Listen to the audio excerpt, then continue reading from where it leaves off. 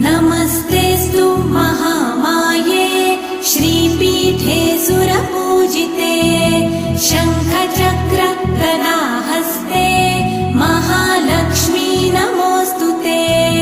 नमस्ते गरुडारूढे कोलासुरभयङ्करी सर्वपाप हरे देवी महालक्ष्मी नमोऽस्तुते।